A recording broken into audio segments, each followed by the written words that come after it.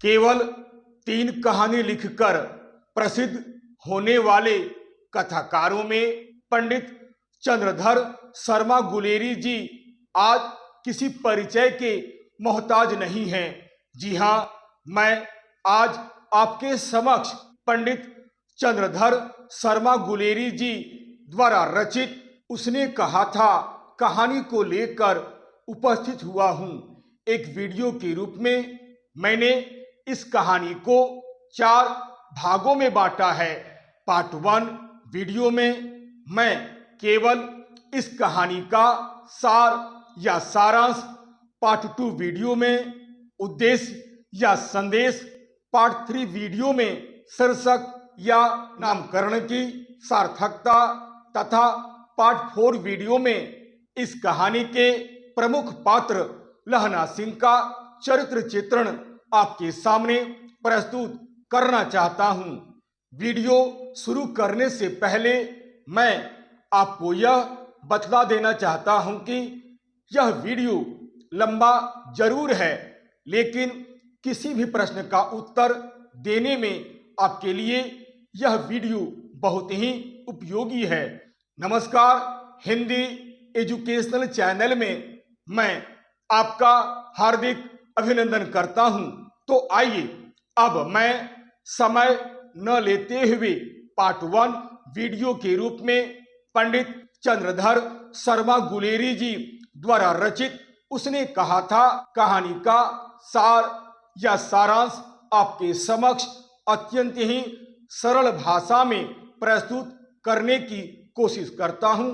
इसे आप ध्यान देकर सुनिएगा। पंडित चंद्रधर शर्मा गुलेरी जी द्वारा रचित उसने कहा था कहानी का सार या सारांश। उसने कहा था चंद्रधर शर्मा गुलेरी जी द्वारा रचित एक बड़ी ही सुंदर कहानी है। यह कहानी उनकी श्रेष्ठतम कहानियों में से एक कहानी है। सच पूछा जाए तो उसने कहा था कहानी सिर्फ गुलेरी जी की ही नहीं, बल्कि यह एक विश्व की सर्वाधिक लोकप्रिय कहानी है। इस कहानी का प्रकाशन सरस्वती पत्रिका में सन 1915 ईस्वी में अक्टूबर मास के अंत में हुआ था। इस कहानी का मुख्य उद्देश्य कर्तव्य की बलि वेदी पर अपने प्राणों की बलि दे देना। गुलेरी जी ने इस कहानी में इस घटना को बड़े ही सुंदर ढंग से उजागर किया है। इस कहानी की सबसे बड़ी विशेषता यह है कि यह कहानी उनकी एक कालजयी रचना है। यही नहीं, इस कहानी को इतनी अधिक लोकप्रियता मिली कि इस पर एक सफल फिल्म भी बन चुकी है। इस फिल्म का निर्माण सन 1960 ईस्वी में हुआ था, जिसमें सुनील दत्त तथा नंदा जी ने अभिनय किया था। यह एक आदर्श प्रेम प्रधान कहानी है। इस कहानी के माध्यम से कहानीकार ने सच्चे प्रेम के महत्व को बड़े ही सुंदर ढंग से उजागर किया है तथा यह बतलाया है कि प्रेम का अर्थ पाना नहीं, बल्कि प्रेम का अर्थ खोना होता है। सच्चा प्रेम त्याग व बलिदान की अपेक्षा रखता है। त्याग के बिना प्रेम प्राणहीन होता है। निश्चल प्रेम की सबसे बड़ी विशेषता यही होती है। उसने कहा था कहानी की पृष्ठभूमि प्रथम विश्व युद्ध की है, जब भारतीय सैनिक एक तरह की आजादी मिलने की आशा में ब्रिटेन की ओर से जर्मनी के विरुद्ध युद्ध करने के लिए भाग ले रहे थे। यह कहानी उसी अमृतसर की कहानी है, जहां अनेक लोगों ने जर्मनी के विरुद्ध युद्ध करने के लिए भाग लिए हुए थे। यह कहानी पंजाब के एक सिख परिवार की कहानी है। कहानी की शुरुआत कुछ इस तरह से होती है। अमृतसर का बाजार है, इसलिए बाजार में बड़ी ही चहल पहल है।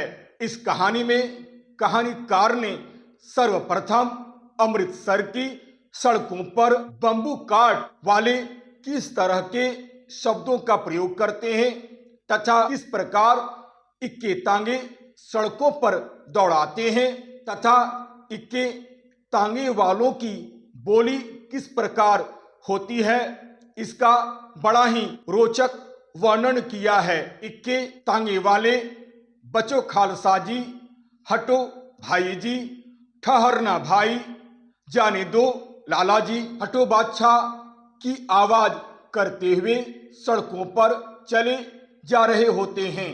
संयोग की बात है, अमृतसर के बाजार के एक चौक में एक लड़का और एक लड़की की मुलाकात एक दुकान पर होती है।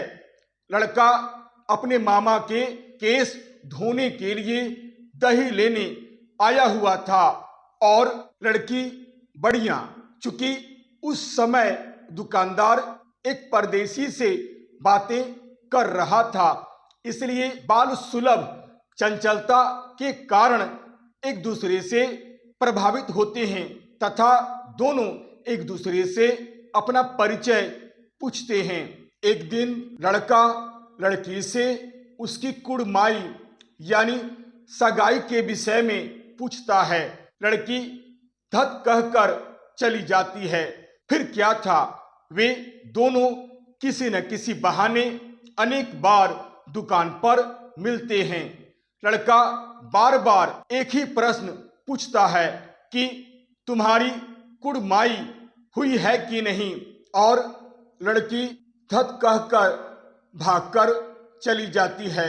महीने भर यही सिलसिला चलता रहता है। दरअसल लड़का अपने मामा के यहाँ आया हुआ था जो गुरु बाजार में रहते थे, और लड़की भी अत्तर सिंह की बैठक में अपने मामा के यहाँ आई हुई थी। लड़का माझे का रहने वाला था और लड़की मगरे की। ये दोनों सिख परिवार से थे।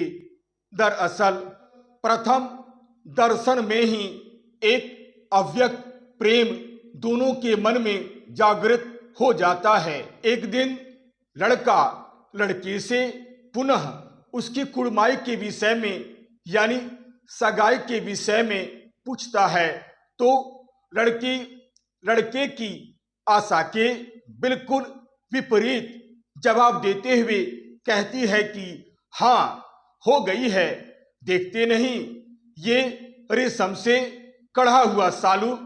लड़का यह उत्तर आशा के विरुद्ध सुनकर भौचक्का रह जाता है।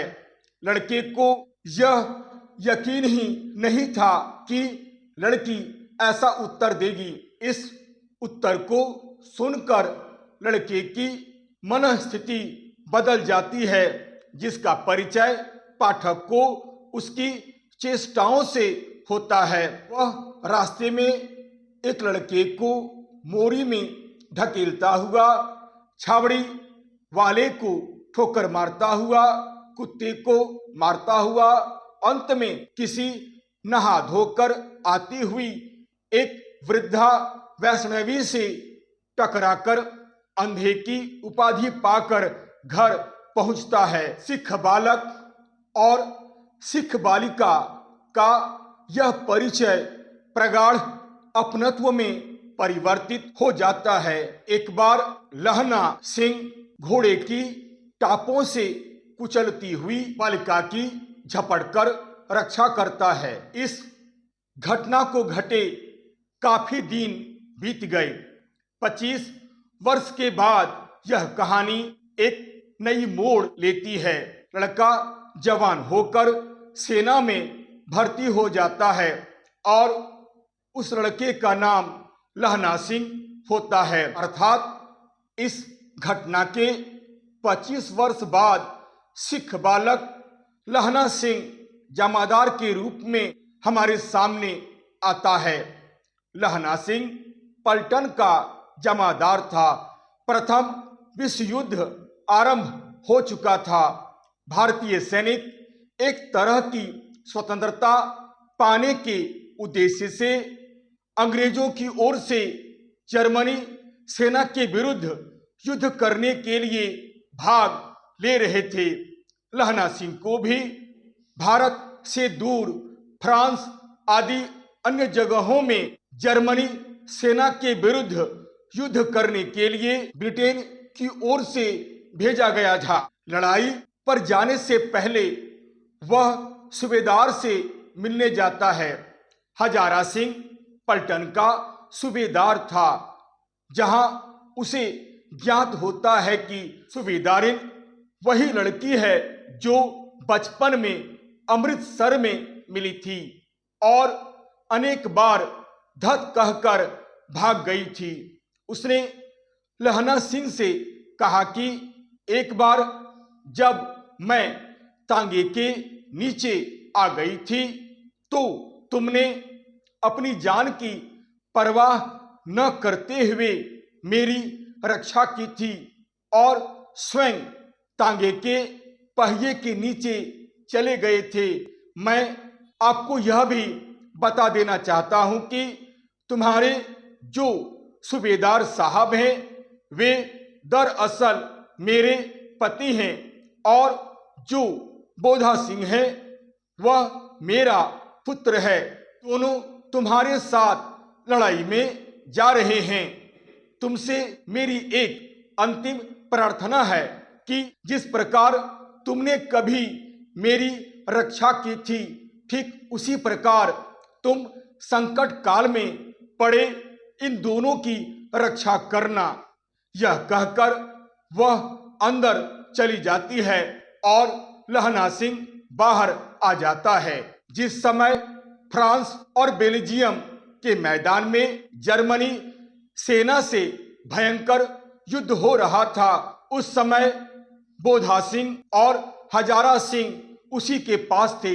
लहना सिंह सूबेदारिन की प्रार्थना को अब तक नहीं भूला था। उसकी एक एक बात उसे याद थी, अतः वह चाहता था कि समय आने पर प्राणों पर खेल कर भी वह उन दोनों की रक्षा करेगा। इसके पश्चात लहना सिंह युद्ध क्षेत्र में दिखलाई देता है।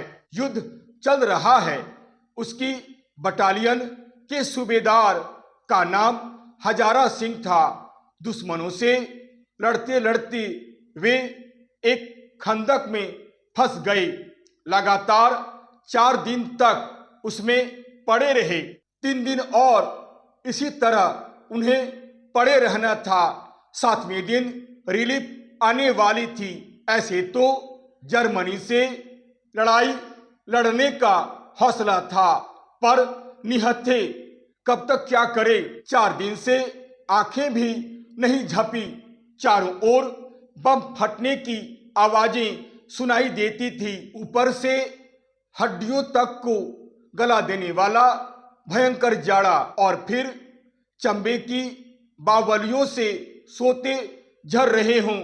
उस बर्फ से भी ठंडे पानी में बैठकर क्या दुर्गति हो रही थी। यह लहना सिंह और उसके साथी वजीरा सिंह, बोधा सिंह, हजारा सिंह, महासिंह और बाकी साथी सैनिक ही जानते थे। पलटन का वजीरा सिंह विदूषक था। पानी फेंकते फेंकते उनकी कोहनियां छिल जाती थी। उधर बोधा सिंह बीमार पड़ गया था, इसलिए लहना सिंह उसे सूखे में सुलाता था और खुद कीचड़ में पड़ा रहता था।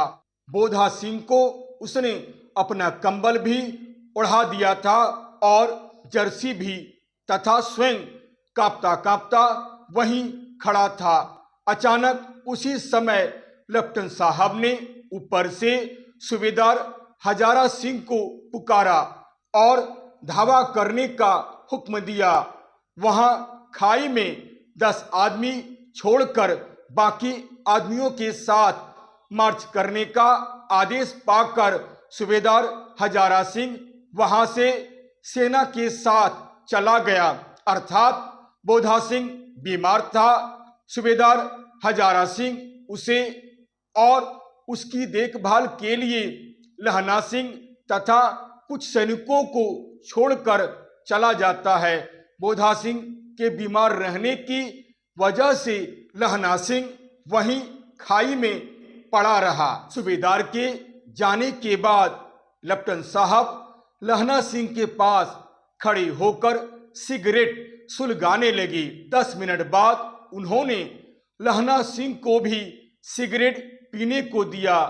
सिख कभी सिगरेट नहीं पीते हैं, इससे लहना सिंह को थोड़ा शक हुआ।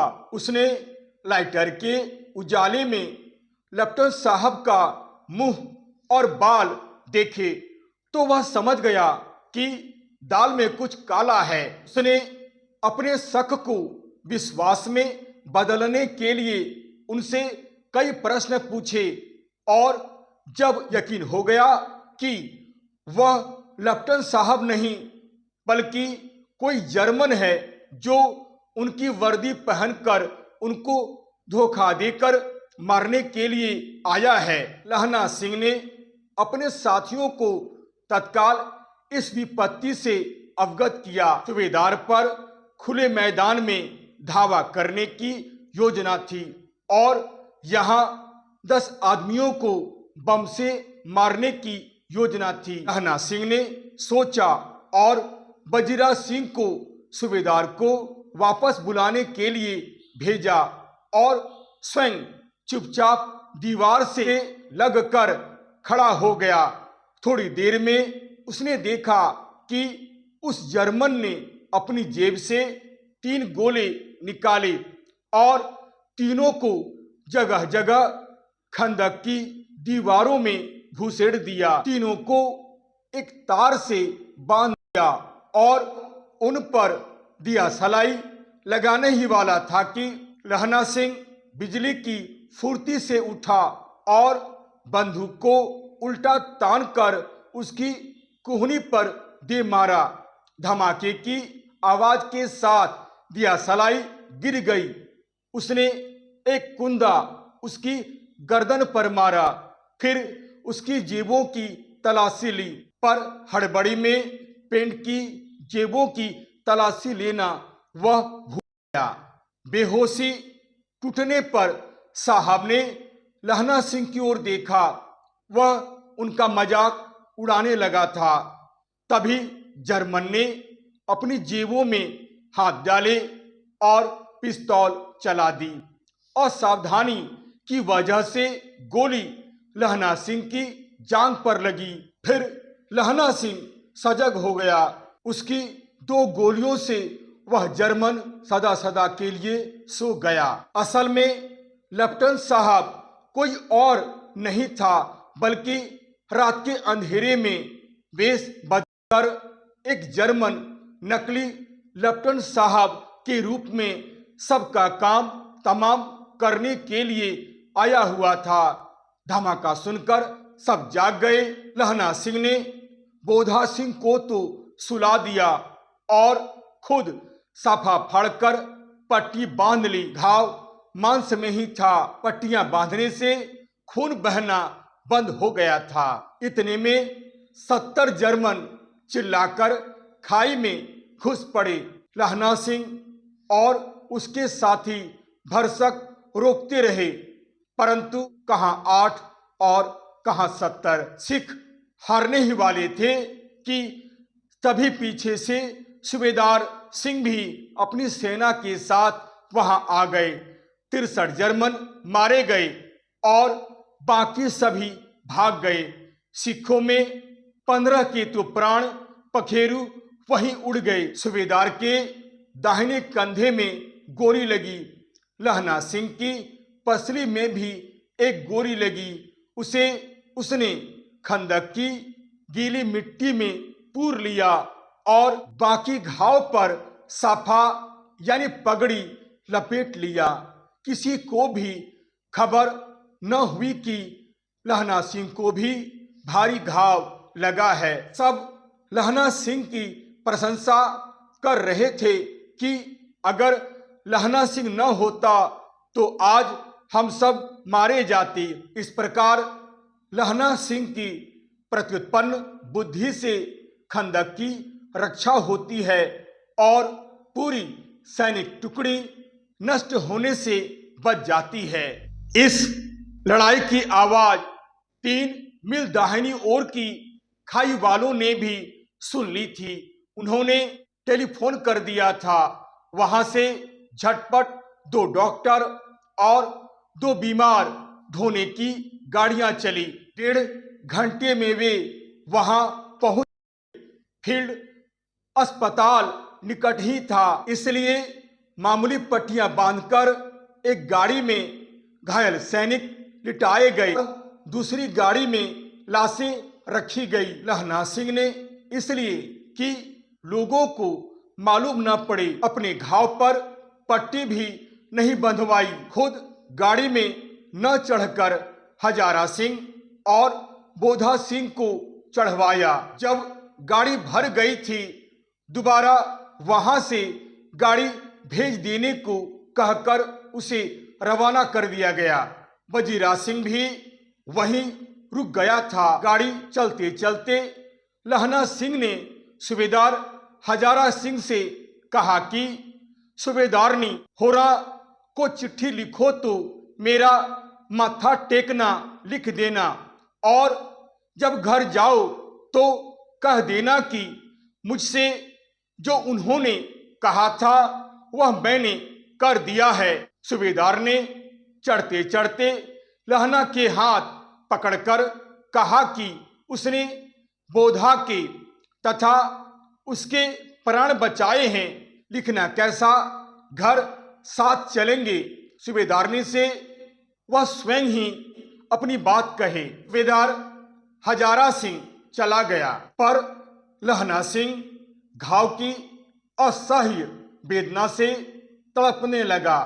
उसे अपनी मृत्यु साफ नजर आ रही थी। कमरबंद भी उसने खोल दिए थे। वह खून से तर हो गया था। पानी की प्यास से उसका कंठ सूख रहा था। वह बार बार उससे पानी मांगता। वजीरा भी उसकी दशा देखकर समझ गया था और अपनी गोद में उसका सिर रखकर बैठ गया था। लहना सिंह की आंखों के सामने उसका अतीत घूमने लगा था कि जब वह 12 वर्ष का था तो अमृतसर में एक लड़की जो 8-9 साल की थी उससे मिली थी, जो कुड़माई के नाम से चिढ़ती थी, और एक दिन उसकी कुड़माई भी हो गई थी। उसके 25 वर्ष बाद वह 77 राइफल्स में एक जमादार हो गया था। एक दिन 7 दिन की छुट्टी लेकर जब इनके मुकदमे में पैरवी करने के उद्देश्य से जब वह घर गया था तो वहां रेजिमेंट के अफसर और सूबेदार हजारा सिंह की चिट्ठी उसे मिली थी कि लाम पर तुम चले जाओ। सूबेदार का गांव उसी रास्ते में पड़ता था। सूबेदार उसे बहुत पसंद करता था, इसलिए लहना सिंह सूबेदार के घर पहुंचा था। वहां जब उसने सूबेदारनी को देखा तो अकचका गया। वह तो वही लड़की थी। उसने लहना सिंह से बोधा सिंह और हजारा सिंह के प्राण बचाने की भीख मांगी थी और कहा था कि जैसे उसने तांगे वाले की लपेट में आने पर उसकी जान बचाई थी, उसी तरह बोधा सिंह और हजारा सिंह की भी जान बचाई। अंततः ऐसा ही होता है कि लहना सिंह घायल होकर भी सूबेदार हजारा सिंह और उनके पुत्र बोधा सिंह की रक्षा करता है। वह उस वचन को पूरा पूरा निभाता है जो उसने सूबेदारिन यानी बचपन की परिचित बालिका को दिया था। लहना सिंह की बड़ी इच्छा थी कि वह अपने भाई कीरत सिंह की गोद में सिर रख कर मरे। उसे इस समय लग रहा था कि वह कीरत सिंह की गोद में लेटा हुआ है। वजीरा सिंह भी उसके भावों को समझकर हाँ कह देता है। उसकी आंखों से टप टप करके आंसू गिरने लगते हैं। लहना सिंह को न बचना था और वह नहीं बचा। सुबह होते होते उसने अपने प्राण त्याग दिए। इस तरह अत्यधिक घायल हो जाने के कारण लहना सिंह की फ्रांस और बेल्जियम के मैदान में मृत्यु हो जाती है। कुछ दिनों के पश्चात अखबार में पढ़ा जाता है कि फ्रांस और बेल्जियम 68वीं सूची मैदान में घावों से मरा नंबर 77 राइफल्स जमादार लहना सिंह। यह कहानी यहीं समाप्त हो जाती है। इस तरह हम देखते हैं कि उसने कहा था, पंडित चंद्रधर शर्मा गुलेरी जी द्वारा रचित एक बड़ी ही सुंदर कहानी है। इस कहानी का प्रमुख उद्देश्य कर्तव्य की बलि वेदी पर अपने प्राणों की बलि चढ़ा देना। यह कहानी प्रेम व त्याग का एक अनूठा रूप प्रस्तुत करती है। प्रेम का अर्थ पाना नहीं, बल्कि प्रेम का अर्थ खोना होता है। सच्चा प्रेम त्याग व बलिदान की अपेक्षा रखता है। गुलेरी जी ने इस घटना को बड़े ही सुंदर ढंग से प्रस्तुत किया है, जिसमें उन्हें पर्याप्त सफलता मिली है। आपको यह वीडियो अच्छा लगता है तो आप इसे लाइक करें, शेयर करें और तो और सब्सक्राइब करना आप बिल्कुल नहीं भूलें। याद रखिएगा, मेरा यह चैनल, मेरा यह वीडियो एक एडुकेशनल वीडियो है।